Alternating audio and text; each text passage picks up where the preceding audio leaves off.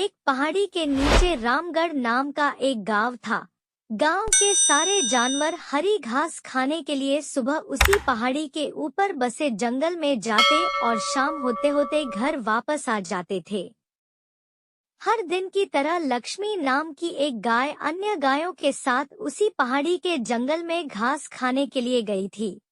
वह हरी घास खाने में इतनी ज्यादा प्रसन्न थी कि वह कब एक शेर की गुफा के पास पहुंच गई, उसे पता भी नहीं चला। शेर अपनी गुफा में सो रहा था और वह पिछले 2 दिनों से भूखा भी था।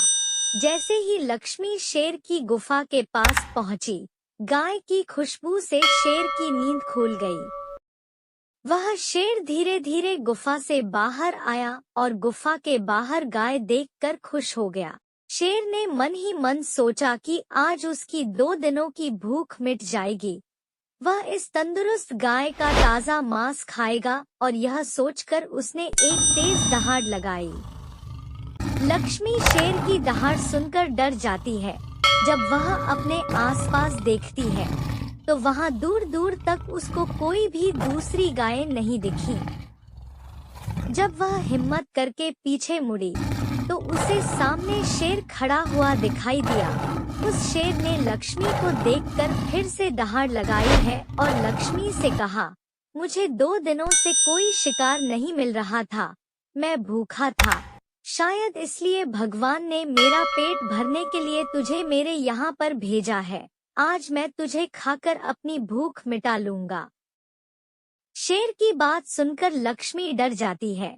वह रोते हुए शेर से कहती है, मुझे जाने दो, मुझे मत खाओ। मेरा एक छोटा बच्चा है जो अभी सिर्फ मेरा ही दूध पीता है और उसे घास खाना अभी तक नहीं आया है। लक्ष्मी की बात सुनकर शेर हंसते हुए कहता है, तो क्या मैं अपने हाथ में आए शिकार को ऐसे ही जाने दूं? मैं तो आज तुझे खाकर अपनी 2 दिनों की भूख मिटाऊंगा। शेर के ऐसा कहने पर लक्ष्मी उसके सामने रोने लगी और विनती करते हुए कहती है कि आज मुझे जाने दो, मैं आज अपने बछड़े को आखिरी बार दूध पिला दूंगी और उसे बहुत सारा प्यारा करके कल सुबह होते ही तुम्हारे पास आ जाऊंगी।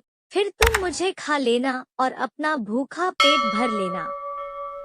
शेर लक्ष्मी की यह बात मान जाता है और धमकी देते हुए कहता है कि अगर कल तू नहीं आई तो मैं तेरे गांव आऊंगा, फिर तुझे और तेरे बेटे दोनों को खा जाऊंगा।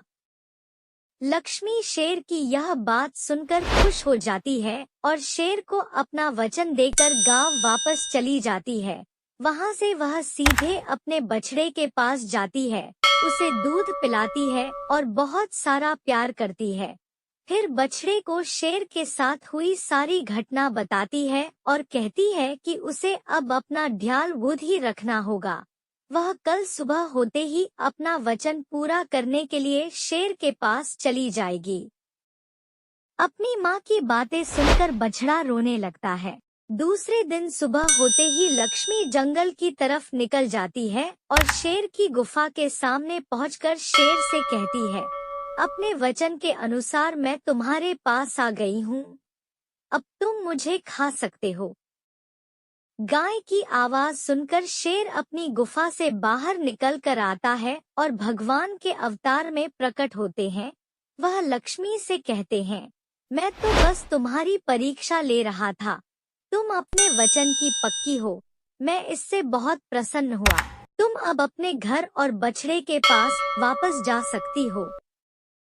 इसके बाद वे उस गाय को गौ माता होने का वरदान भी देते हैं और उसी दिन के बाद से सभी गायों को गौ माता कहना शुरू कर देते हैं।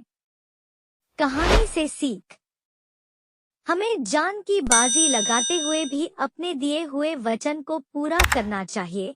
यही हमारे दृढ़ व्यक्तित्व को दर्शाता है।